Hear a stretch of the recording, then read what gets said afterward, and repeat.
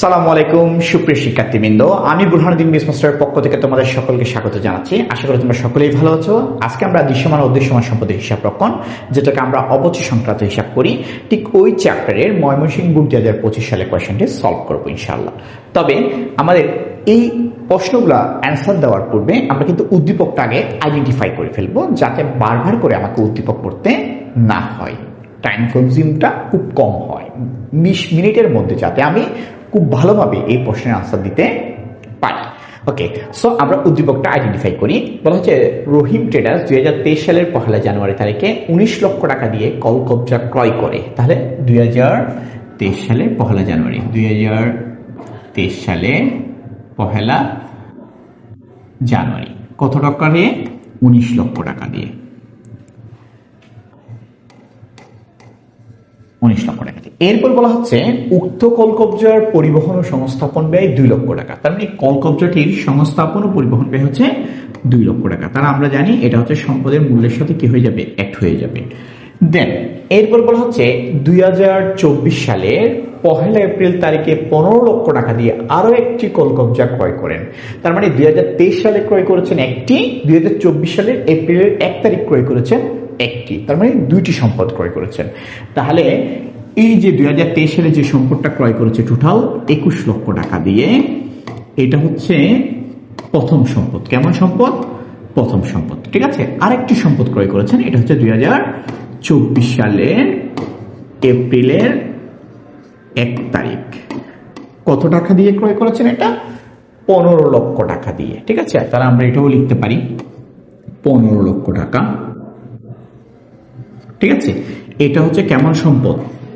দ্বিতীয় সম্পদ। ওকে, দেন এরপরে কি বলেছে দেখা যাক।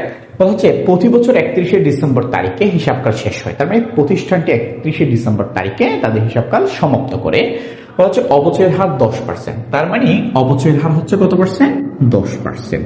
তাহলে অবচয়ের হার 10%। ওকে, দেন এরপর বলা হচ্ছে প্রতিষ্ঠানটি সরলরৈখিক পদ্ধতিতে অবচয় ধার্য করে। তার মানে কোন পদ্ধতিতে অবচয় ধার্য করে? সরলরৈখিক পদ্ধতিতে। ওকে, তাহলে আমরা বুঝে পেলাম সরলরৈখিক পদ্ধতিতে অবচয় ধার্য করতে হবে। দেন তাহলে প্রথম প্রশ্নটা কি? বলা হচ্ছে দ্বিতীয় কলকবজার অবচয় নির্ণয় করো। তাহলে দ্বিতীয় কলকবজা হচ্ছে কোনটা? 2024 সালের এপ্রিলের 1 তারিখ ক্রয়কৃত এই সম্পদের কি বের করতে বলছে? অবচয়ের পরিমাণ বের করতে বলেছে। সো আমরা অবচয়টা বের করি। তাহলে আমাদের উদ্দীপক কিন্তু আর পড়ার প্রয়োজন নেই, জাস্ট আমরা আনসার দিব। তাহলে দ্বিতীয় কলকবজার অবচয়, তাহলে দ্বিতীয় সম্পদে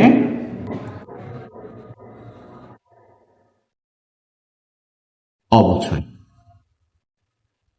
ওকে, এখন বলেন সরলরৈখিক পদ্ধতিতে অবচয় ধার্য করার সূত্র কি? যেহেতু আমাদেরকে অবচয়ের হার দিয়ে আছে, তাহলে আমরা কোন সূত্রটি ইউজ করব? অবচয় ইকুয়াল টু সম্পদের অবচয়যোগ্য মূল্য, অবচয়যোগ্য মূল্য ইনটু অবচয়ের হার। ঠিক আছে, তাহলে সম্পদের অবচয়যোগ্য মূল্য কিভাবে বের করে? সম্পদের মোট মূল্য মাইনাস ভগ্নাবশেষ মূল্য। এখন দেখেন এই সম্পদের কি কোনো ভগ্নাবশেষ মূল্য দিয়ে আছে? নাই। তাহলে ভগ্নাবশেষ মূল্য 0। তাহলে মোট মূল্য 15 লক্ষ। এখান থেকে যদি ভগ্নাবশেষ মূল্য 0 বাদ দিই, তাহলে অবচয়যোগ্য মূল্য কত হয়? 15 লক্ষ টাকা। তাহলে সরাসরি আমরা বসিয়ে দিতে পারি। তাহলে অবচয়যোগ্য মূল্য হচ্ছে 15 লক্ষ টাকা ইনটু অবচয়ের হার। অবচয়ের হার কত ছিল? 10%। তাহলে দেখেন 15 লক্ষ টাকার 10% হচ্ছে 1,50,000 টাকা।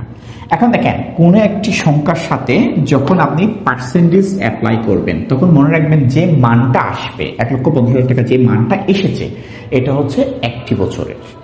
এখন দেখেন এই সম্পদটা কি আমরা একটি বছর ইউজ করেছি? আসলে না, এটা আমরা ক্রয় করেছি কখন? এপ্রিলের 1 তারিখ। তাহলে ব্যবহার শুরু করেছি ঠিক ওই দিন থেকে। ওকে, তাহলে আমরা অবচয় ধার্য করবো এপ্রিল 1 তারিখ থেকে। তাহলে আমরা ইউজ করি নাই কয় মাস? জানুয়ারি মাস ইউজ করি নাই, ফেব্রুয়ারি ইউজ করি নাই, মার্চ মাস ইউজ করি নাই, এপ্রিল 1 তারিখ থেকে ইউজ করছি। তাহলে কয় মাস ইউজ করি নাই? 3 মাস। তাহলে 12 মাসের মধ্যে যদি 3 মাস ইউজ না করি, তাহলে ইউজ করেছি কয় মাস? 9 মাস। তাহলে আমরা 9 মাসের অবচয় ধার্য করবো। তাহলে আমরা কি করতে পারি? এটাকে 12 দিয়ে ভাগ করলে 1 মাসের অবচয় বের হবে, ঠিক আমরা 9 মাসের অবচয় ধার্য করবো। ওকে, তাহলে 1,50,000কে 12 দিয়ে ভাগ, 9 দিয়ে গুণ। তাহলে 1,50,000 ডিভাইড 12 ইন্টু 9, তাহলে আমাদের অবচয়ের পরিমাণ আসছে 1,12,500 টাকা। 1,12,500, এটা হচ্ছে আমাদের দ্বিতীয় কলকবজার অবচয়ের পরিমাণ। ওকে, দেন দ্বিতীয় প্রশ্ন আমাদেরকে কি বলেছে ওটা আমরা একটু দেখি। বলা হচ্ছে 23 ও 24 সালের জাবেদা দাখিলা দাও। তাহলে আমাদের 2023 এবং 24 সালের জাবেদা দাখিলা দিতে বলেছেন। আচ্ছা, জাবেদা দিতে গেলে তো আমার অবশ্যই অবচয়ের পরিমাণ দরকার হবে। এখন দেখেন দ্বিতীয় সম্পদের অবচয় কিন্তু আমরা অলরেডি বের করেছি। ওকে, এখন প্রথম সম্পদের অবচয় কিন্তু আমাদেরকে বের করতে হবে না, অবভিয়াসলি হবে, কারণ না হলে জাবেদা দিতে পারবো না। তাহলে আমরা প্রথম সম্পদের অবচয়টা একটু বের করে নিই। তাহলে প্রথম সম্পদ অবচয়, তাহলে অবচয়ের সূত্র কি?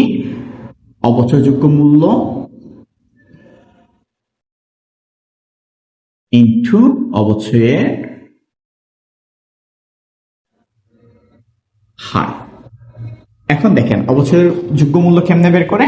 সম্পদের মোট মূল্য থেকে ভগ্নাংশেষ মূল্য বাদ দিয়ে। এখন দেখেন তো প্রথম সম্পদের কোনো ভগ্নাংশেষ মূল্য কি দেওয়া আছে? নাই। যেহেতু দেওয়া নাই, তাহলে সম্পদের মোট মূল্য থেকে পুঞ্জীভূত অবচয় ভগ্নাংশেষ মূল্য যদি আমরা 0 বাদ দিই, তাহলে অবচয়যোগ্য মূল্য কত হয়? সেম আসবে, মোট মূল্যের মতো। ঠিক আছে, তাহলে সম্পদের মোট মূল্য কত? 21 লক্ষ টাকা। তাহলে অবচয়যোগ্য মূল্য আমাদের কত? 21 লক্ষ টাকা। অবচয়ের হার কত পার্সেন্ট ছিল? 10%। তাহলে অবচয়ের পরিমাণ কত আসে?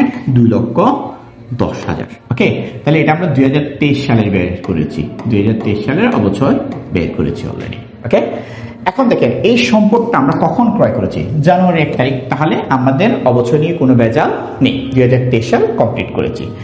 এখন দেখেন 2024 সাল।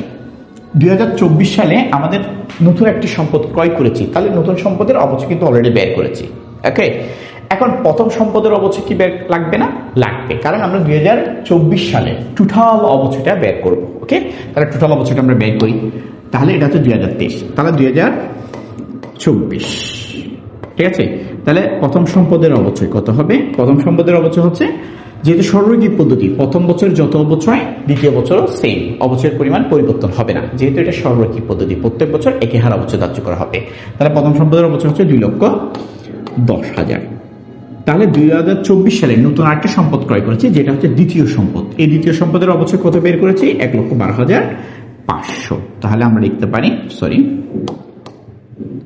দ্বিতীয় সম্পদ 1,12,500। তাহলে আমাদের টোটাল 2024 সালের অবচয়ের পরিমাণ কত হয়? 500, 2, 2, 3, তার মানে 3,22,500। ওকে, এটাই হচ্ছে আমাদের 2024 সালে অবচয়ের পরিমাণ। ওকে, এখন আমরা অবচয়ের পরিমাণ বের করেছি শুধু জাবেদা দেওয়ার জন্য। তাহলে আমাদেরকে কি বলেছেন? 2023 ও 24 সালে জাবেদা দাখিলা দেন। সো আমরা জাবেদা দাখিলা দিব। সো আমরা জাবেদা দিই। ফার্স্ট ওয়ান 2023 সালে কি ঘটনা হয়েছে আমরা একটু দেখি। 2023 সালে কোম্পানি 21 লক্ষ টাকা মূল্যে একটা কি করেছে? সম্পদ ক্রয় করেছে। আচ্ছা, 21 লক্ষ টাকা মূল্যে যদি সম্পদ ক্রয় করে, তাহলে 21 লক্ষ টাকা মূল্যের সম্পদ কি হয়েছে? ব্যবসায়ী এসেছে। তাহলে ব্যবসার জন্য সম্পদ কি? ডেবিট। তাহলে আমরা লিখতে পারি মেশিন হিসাব ডেবিট 21 লক্ষ টাকা। আচ্ছা, 21 লক্ষ টাকার যে মেশিন ক্রয় করেছেন, এর বিপরীতে আপনাকে কি পরিশোধ করতে হয়েছে? নগদ টাকা পরিশোধ করতে হয়েছে। তাহলে নগদ টাকা আপনার জন্য কি? সম্পদ। তাহলে সম্পদ কি হয়েছে? হ্রাস পেয়েছে। সম্পদ হ্রাস পেলে কি হয়? ক্রেডিট হয়। তাহলে নগদ হিসাব ক্রেডিট 21 লক্ষ টাকা। ওকে, এখন দেখেন তো 2023 সালে আমরা কি নতুন কোনো সম্পদ ক্রয় করেছি? না, 2024 ক্রয় করেছি। তাহলে 2024 হিসাব 2024 করবো, 2023 সালে তো ক্রয় করিনি। তাহলে সম্পদ সংক্রান্ত জাবেদা শেষ। এখন দেখেন 2023 সালে আমরা অবচয় ধার্য করেছি। দেখেন 2023 সালে আমরা অবচয় ধার্য করেছি। 2023 সালের অবচয়ের পরিমাণ কত? 2,10,000। তার মানে কোম্পানি তার সম্পদের উপর 2,10,000 টাকা অবচয় ধার্য করেছে। তাহলে অবচয় কোম্পানির জন্য কি? খরচ। তাহলে খরচ বৃদ্ধি পেয়েছে 2,10,000। তাহলে খরচ বাড়লে কি হয়? ডেবিট হয়। তাহলে অবচয় ধার্য কখন করি? ডিসেম্বরের 31 তারিখ। তাহলে অবচয় হিসাব ডেবিট কত টাকা? 2,10,000 টাকা। এখন এই অবচয়কে আমরা কি করি? আমরা একটা ফান্ডের মধ্যে অবচয়গুলোকে জমা রাখি, যেটার নাম হচ্ছে অবচয় সঞ্চিতি হিসাব। তাহলে অবচয় সঞ্চিতি হিসাবে যদি 2,10,000 টাকা জমা রাখি, তাহলে অবচয় সঞ্চিতি ফান্ডে 2,10,000 টাকা বৃদ্ধি পাবে। এখন অবচয় সঞ্চিতি হিসাবটা আমাদের কাছে কেমন হিসাব? অবচয় সঞ্চিতি হিসাবকে বলা হয় বিপরীত সম্পত্তি হিসাব। তাহলে দেখেন, সম্পদ যদি বৃদ্ধি পায় আমরা ডেবিট করি, তাহলে বিপরীত সম্পত্তি যদি বৃদ্ধি পায় তাহলে আমরা কি করব? ক্রেডিট করব। তাহলে আমরা লিখতে পারি অবচয় সঞ্চিতি হিসাব ক্রেডিট। অবচয় সঞ্চিতি হিসাব আপনারা ফুল এলাবোরেশনে লিখবেন, আমার মতো সংক্ষেপে লিখবেন না, ঠিক আছে? তাহলে 2,10,000 টাকা। এখন দেখেন, এই প্রতিষ্ঠানটি অবচয় ধার্য করার পরে 2023 সালে সমাপনী দিবসে কোম্পানি কি আয় বিবরণী তৈরি করে নাই? করেছে। এবং সেই আয় বিবরণীতে এই অবচয়কে আয়ের বিপরীতে খরচ হিসাবে কি দেখিয়েছে নাকি দেখায় নেই? দেখিয়েছে। তাহলে অবচয়কে আয়ের বিপরীতে খরচ হিসেবে দেখানোর কারণে আয়ের পরিমাণ কি হয়েছে? হ্রাস পেয়েছে। তাহলে আয় বাড়লে ক্রেডিট করি, আর হ্রাস পেলে কি করব? ডেবিট করব। তাহলে ডিসেম্বর 31, তাহলে কি হিসাব? আয় সারাংশ হিসাব অথবা আয় বিবরণী হিসাব, যে কোনো একটা লিখবেন, ঠিক আছে? আমরা যেটা মন চাই। তাহলে আয় সারাংশ হিসাব ডেবিট 2,10,000 টাকা। তাহলে দেখেন, কোম্পানি কি করেছে? তারা আয়ের বিপরীতে খরচটাকে দেখিয়ে ফেলেছে, অর্থাৎ আয় থেকে খরচটা দিয়ে দিয়েছে। তাহলে অবচয় নামক যে খরচটা ছিল কোম্পানির, এই খরচটা কি আর থাকবে না? খরচটা কি হয়ে যাবে? কমে যাবে। তাহলে খরচ কমলে কি হয়? ক্রেডিট হয়। তাহলে অবচয় হিসাব কি হবে? ক্রেডিট হবে 2,10,000 টাকা। তাহলে 2023 সালের অবচয় কমপ্লিট। এরপর 2024 সালের অবচয় জাবেদা, 2023 সালের জাবেদা কমপ্লিট হয়ে গেছে। এরপর আমরা 2024 সালের জাবেদা দিব। ওকে, তাহলে 2024 সালের জাবেদা আমরা দিই। এখন দেখেন 2024 সাল, 2024 সালে কি ঘটনা হয়েছে আমরা একটু দেখি উদ্দীপকটা। দেখেন, 2024 সালে কোম্পানি কি করেছে? নতুন একটা সম্পদ ক্রয় করেছে এপ্রিলের 1 তারিখ 1,50,000 টাকা দিয়ে। তাহলে সম্পদ ক্রয়ের ফলে কোম্পানির সম্পদের পরিমাণ কি হয়েছে? বৃদ্ধি পেয়েছে। সম্পদের পরিমাণ বাড়লে কি হয়? ডেবিট হয়। তাহলে এপ্রিল 1 মেশিন হিসাব ডেবিট 15 লক্ষ টাকা। ওকে, তাহলে এই সম্পদের বিপরীতে কোম্পানিকে কি পে করতে হয়েছে? নগদ টাকা। তাহলে নগদ টাকা কোম্পানির জন্য কি? সম্পদ। তাহলে সম্পদ কি হয়েছে? হ্রাস পেয়েছে। তাহলে নগদান হিসাব কি? ক্রেডিট 15 লক্ষ টাকা। ওকে, তাহলে দেখেন তো 2024 সালে কি আর কোনো ঘটনা আছে সম্পদ সংক্রান্ত? নাই। এখন দেখেন 2024 সালের অবচয় কিন্তু আমরা বের করেছিলাম, মনে আছে আপনাদের? দেখেন 2024 সালের অবচয়ের পরিমাণ আমরা বের করেছি টোটাল 3,22,500 টাকা। আচ্ছা, অবচয় যে হয়েছে 2024 সালে কোম্পানির, এই অবচয় কোম্পানির জন্য কি? খরচ। তাহলে খরচ বাড়লে কি হয়? ডেবিট হয়। তাহলে আমরা লিখতে পারি অবচয় হিসাব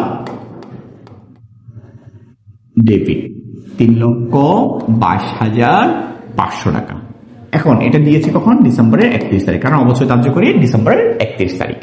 এখন এই অবচয় 3,22,500 টাকা যে অবচয় হয়েছে, এই অবচয়গুলোকে কোম্পানি কোন ফান্ডে জমা রাখে? অবচয় সঞ্চিতি ফান্ডে, যেটাকে আমরা বলি বিপরীত সম্পত্তি হিসাব। তাহলে বিপরীত সম্পত্তি হিসাবে 3,22,000 টাকা যদি জমা দিই, বিপরীত সম্পত্তি কি পেয়েছে? বৃদ্ধি পেয়েছে। তাহলে সম্পদ বৃদ্ধি পেলে ডেবিট করি, বিপরীত সম্পত্তি বৃদ্ধি পেলে কি করব? ক্রেডিট করব। তাহলে আমরা লিখতে পারি অবচয় সঞ্চিতি হিসাব ক্রেডিট 3,22,500 টাকা।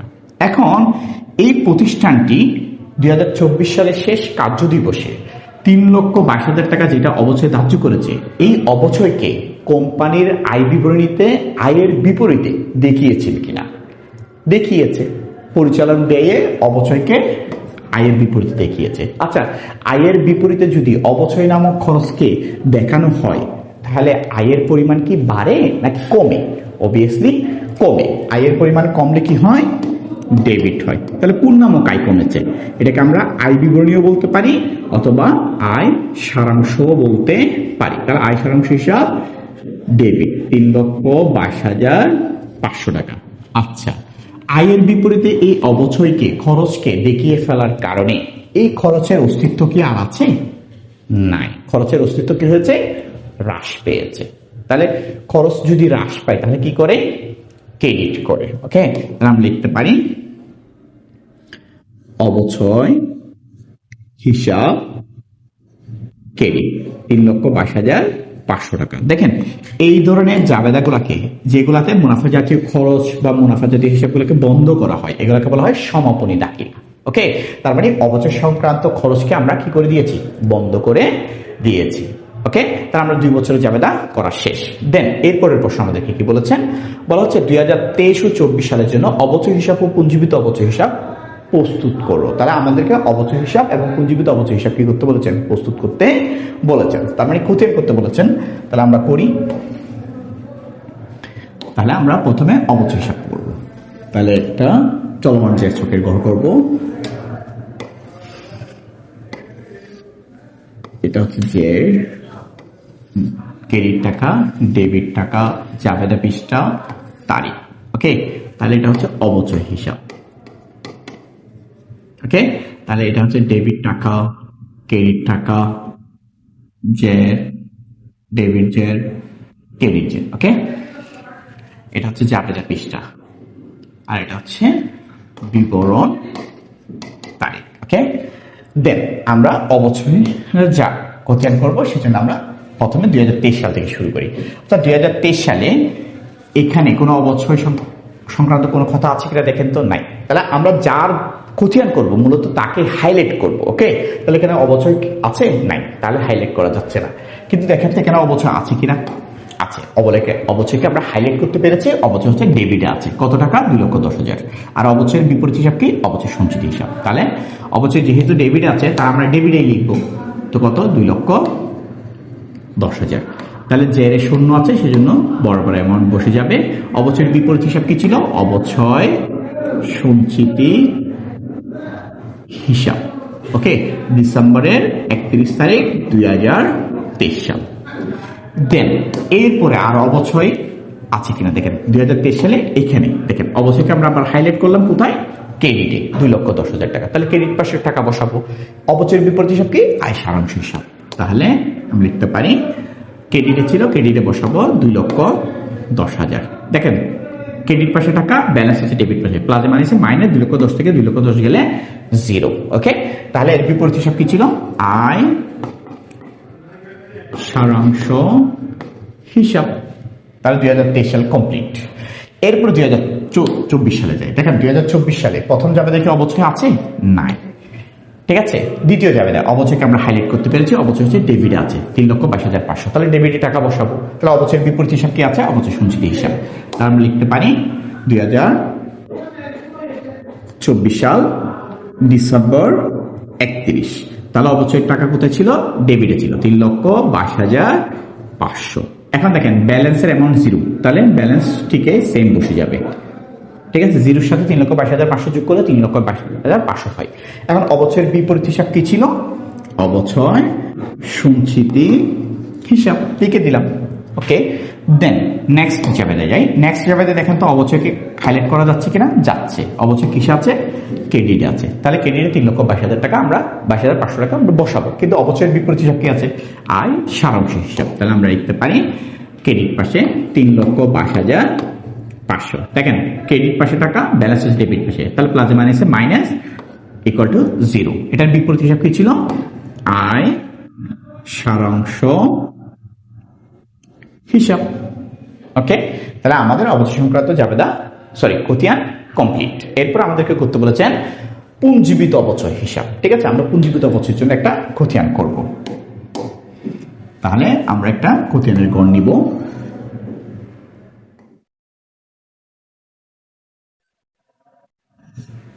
এটা হচ্ছে ব্যালেন্স পেজের ক্রেডিট টাকা, ডেবিট টাকা, জাবেদা পৃষ্ঠা, তারিখ। ওকে, তাহলে আমরা করব অবচয় সঞ্চিতি হিসাব। দেখেন আমার মতো সংক্ষিপ্ত আকারে করবেন না, লিখবেন না, তখন পরীক্ষায় নাম্বারও কিন্তু টিচার সংক্ষিপ্ত আকারে দিবে। ঠিক আছে, এটা ফুল এলাবোরেশন লিখবেন। আমার সময় সংকীর্ণতার কারণে কিন্তু এভাবে লিখলাম। ডেবিট টাকা, ক্রেডিট টাকা, Z, debit Z, credit Z. Okay, তাহলে এটা হচ্ছে জাবেদা পৃষ্ঠা, এটা হচ্ছে বিবরণ, এটা হচ্ছে তারিখ। ওকে, তাহলে আমরা 2023 সালে যাই। 2023 সালে দেখেন তো আমরা কাকে হাইলাইট করব, পুঞ্জীবিত অবচয়কে বা অবচয় সঞ্চিতিকে। তাহলে প্রথম যাবে দেখে পুঞ্জীবিত অবচয় আছে নাই। দ্বিতীয় যাবে দেখেন এই যে পুঞ্জীবিত অবচয়কে হাইলাইট করা যাচ্ছে, কোথায় আছে? ক্রেডিট আছে। কত টাকা? 2,10,000 টাকা। তাহলে ক্রেডিট পাশে টাকা লিখবো। এখন এর বিপরীত হিসাব কাকে লিখবো? অবচয় হিসাবকে। তাহলে আমরা লিখতে পারি, যেহেতু ক্রেডিট আছে, ক্রেডিট আছে, ক্রেডিটের টাকাটা লিখবো 2,10,000। ব্যালেন্স 0, সেজন্য 0-র সাথে 2,10,000 যোগ করলে 2,10,000 হয়। এখন এটার বিপরীত হিসাব কি ছিল? অবচয় হিসাব। এখন কত তারিখ এটা? 2023 ডিসেম্বর 31। ওকে, লিখে ফেললাম। দেন এরপরে জাবেদায় যাই। এই জাবেদায় দেখেন তো অবচয় সঞ্চিতি নামক কোন অপশন আছে? কাকে হাইলাইট করা যাচ্ছে? না, তাহলে বাদ। এরপর 2024-এ যাবো। তাহলে 2024-এ দেখেন তো প্রথম জাবেদায় অবচয় সঞ্চিতি হিসাব আছে? নাই, তাহলে এটা বাদ দিলাম। দ্বিতীয় জাবেদায় দেখেন তো আছে কিনা? নাই, আছে।